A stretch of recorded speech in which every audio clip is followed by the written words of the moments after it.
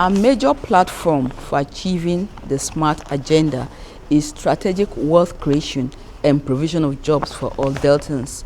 And a key element of this strategy is empowering the economically weak and disadvantaged segments of society. What form does this empowerment take, and how is the Delta State government employing this to make SMART a reality?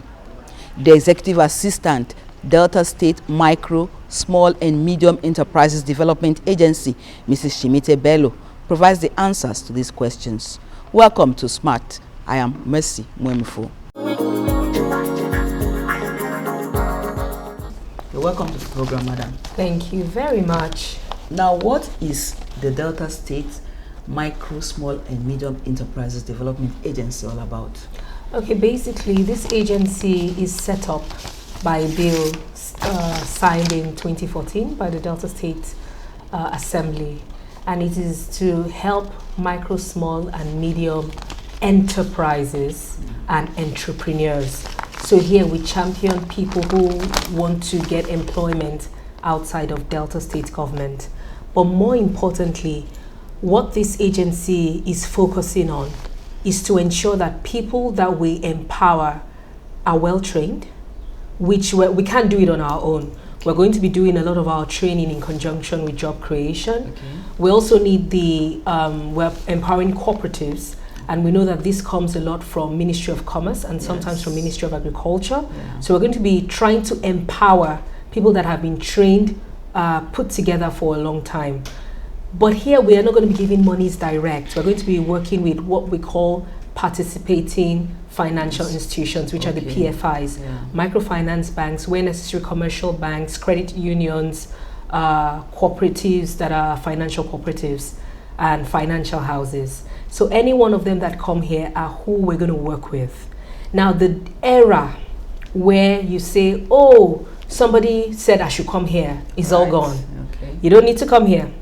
Go to a participating financial institution, state your case, they will do the due diligence on you, because this new era under my governor, Dr. Senator Ifeanyi Okowa, is an era of when money goes out, it must return so that the next person can use it. So my duty is money must go out, which in financial terms is called a portfolio, but the money must come back, which in financial terms must be our portfolio cannot be at risk. So from today henceforth, Delta is going to carry first in empowering, because when money goes out, this agency under this government will ensure that money returns. From what you said now, it's like many of these enterprises that are going to receive microcredit facilities, are they all agriculture based? Oh, no. We're going to be promoting artisans, carpenters, welders, barbers, different artisans. We're also going to be encouraging people in the supply system, people who supply schools, supply hotels and the rest of it. We are going to be working with traders. There is no way you will do business and not empower wholesalers and retailers. Yes. It makes no sense. We're going to be working with people in the transport sector, because they are part of any economical value chain. Goods must move from one place to the other, so should human beings. Yes. So everything that will make the wheels of the economy move forward, we will employ.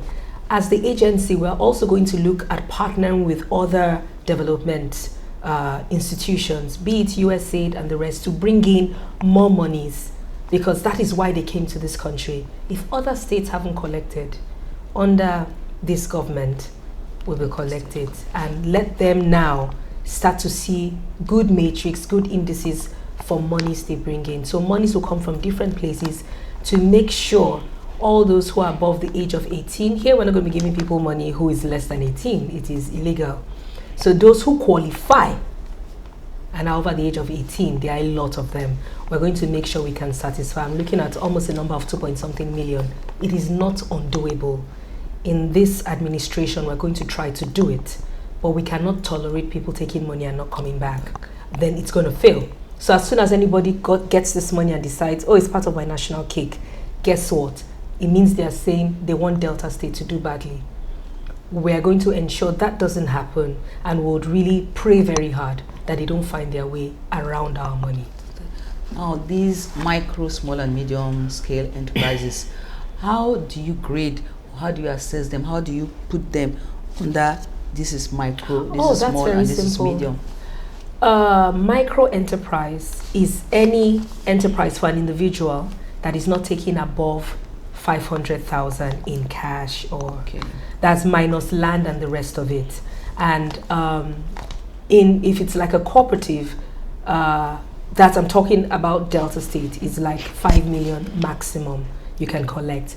But in generic terms, micro business is any business from 0 to 10 million naira. Okay. In generic terms, we're not using that generic terms in Delta. We have defined it based on needs assessment and availability of funds. So, I mean, they say cut your coat according to your size. Yes. Yeah, I like that, because you're cutting it according to your cloth, not even according to your size. But if that's what it takes to get it moving, then that's what we're going to do. But the real terms is 0 to 10 million. But for Delta State, it's 0 to 5 million. For individuals, is 0 to 500,000 per person. Then small enterprise for Delta State terms would be 5 to 10 million. And then we also use the number of people employed. If you are employing less than 20 people or so. As an entrepreneur? Yes, you are small. Okay. Usually micro is a one-man show. Okay. Then a medium enterprise is you are employing above 50 to maybe 200 persons. Okay. Then you are a medium enterprise. In generic terms, a medium enterprise, less land and everything else, is looking for about 500 million. That's what medium means. And people in medium are going to be part of His Excellency's agenda. We're going to encourage a lot of them to do cottage industry and factories. Why is this important? We're giving a lot of people in the micro sector monies to farm tomatoes, to farm cassava, and it is spoiling. The reason it is spoiling is because we don't have a system of off-taking. Only when you have factories can you meaningfully sell your products well. And then when you have factories, you will see that these small monies we're giving to these farmers is not sufficient. What will now happen is that the factory owner will now commission some people to farm what they need, because it's also inside their business plan. They've been given what you call operational cost. So what now happens is what they call contractual farming or contractual supply. So instead of the bank giving them money, the factory will now have to give them money. So first of all, each factory will be taking between 50 to 200 people away from unemployment. Then they also now have to do a contractual position, which means that is now another group of people we don't have to worry about. So this is why His Excellency, under the SMART agenda, is looking at the development of cottage industry and processing plants, because they will also be able to fund, because that's part of their own feasibility report. So you can see we're really smart. The small enterprises are usually, a lot of times they're micro people who grew and employed a few people. Because you can give somebody, say a fish farmer, 100,000 naira. For her to run her fish farm, she may need one person. Then as she grows in her business and sales come, and by the time she has in excess of 20, she's no longer micro. She's now a big girl. Now, what is Delta trying to do? Delta is trying to pull people out of poverty into an active middle class. Once you can get to active middle class, you don't need anybody to hold your hands. You are fine. Now you spoke about, you said this was the era where nobody just comes in and walks out with money without making returns. Now we're going to get to that. There have been reported defaulting in payments. How is the agency planning to address this challenge? Okay, first of all, the agency does not really have business with beneficiaries. They only have business with the participating financial institutions. But we have had meetings with our participating financial institutions. It will be ongoing. For the period we're here, we'll continue to talk to them and find out what the issues are. And one of the things they asked us to do is to help them talk to the beneficiaries, so they know the participating financial institutions and the government are speaking with one voice in order to get the monies. Some of the banks have talked about the fact that they are molested, they are being beaten by some of the By people these who clients. borrowed. Money. Yes. So they need us to back them up. I said, oh, we're going to go around and have a town hall meeting, of which we started in Agbo, to go around and say, no, you cannot molest people. You borrow this money, you are humble before you got it. You shall remain humble as you return it. So we as much as we are doing this with the financial institutions, that's not really the main issue. We gave you financial institution money, give us back. Exactly. That's it. But we are also with the people. So we asked some of the beneficiaries, what are the problems you are facing? And legitimately, some of the problems they brought to us, like that the tenure for the loan was too short, is something the financial institutions cannot handle. The agency has to handle that. We have to go back to the borrowing authority to say, hey, can we extend the loan? And I told them, if the tenure was too short, why did you collect the money? They said if the money is there, it's better to first of all take, then later bring whatever it is. I said, well, okay, in the future, we're going to answer you. But if a tenure or any terms of the money is not conducive, you must speak up. Don't just take it because you're desperate. Money will go around. We promise you under this regime that the money we have is lean.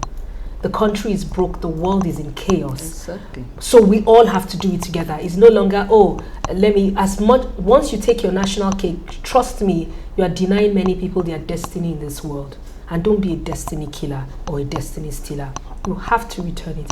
And we don't have the finance to pursue you too much. So please come to us every time it's time to pay back, so that we can. Just know that somebody else needs that money. Somebody else has children in the hospital they can't pay. Somebody else has school fees. Somebody else has elderly people to take care of. The era of selfishness is gone. You have to think about people you have never met. This is how it's going to work, or else we're going to be in the dungeon. You said something that I liked. You said, henceforth, you're going to make sure that this problem of people taking money just because they want it now, they don't even look at the terms of the loans. How are you going to address that so that in future people take exactly loans under the terms that they can access? One of the things the agency has to train, even though job creation has their own type of capacity building and the ministries have their own type of capacity building, we have our own type, which is financial literacy, financial tracking, and financial responsibility. No other place is equipped for that training except us. We need to train our staff first about what to say to a PFI or even a beneficiary that finds their way here. They need to know what to say. We also need to train the PFIs on how to talk to their clients with respect, without intimidation, and with the right knowledge they need in order to know whether they should borrow. There are some people who have come to borrow and they were never borrowers. They were looking for markets because they already have products that has not been sold. But because they say there is loan, they just come. There are some people that came to borrow, but what they are looking for is encouragement. So you need to train them enough to know that, oh, I don't need more money, I need a market. I don't need more money, I need encouragement. I don't need more money, I need better packaging. All of these things are what is needed for us to move forward in what we're doing. So by and large, once we do financial training for the beneficiaries, there are 3 levels of it. For our staff, for the participating financial institutions, as well as the beneficiaries, you will see a lot of people coming and living happy without money because it wasn't money they needed. But the people talking to them need to know how to help them identify what they truly need. And some people are asking for more than what they need. So you also need to be able to speak with them with respect, because Deltans are a very proud people. So you don't come and make them feel foolish. So you respectfully show them areas where, do you know you could save money here? Do you know you don't need to do it like this? Do you know you can start small like this? And before you know, once they feel like you are not insulting their intelligence, yes, they will work with you. So that's what we're going to do. Politeness, customer care, customer service is going to be big. It's been so enlightening, so much an eye-opener. So much fun listening to Mrs. Shimite Bello as she expatiates on the limitless capacities, limitless capabilities, limitless potentials that Delta State has in abundance. So get ready to eat these canned foods. She said she's going to bring back toma pep, jollof rice, pepper soup, and so many other goodies. We're going to continue with Mrs. Shimite Bello next week as she brings you more details, as she tells more on how the agency is going to put Delta State on the map to greatness. Bye-bye.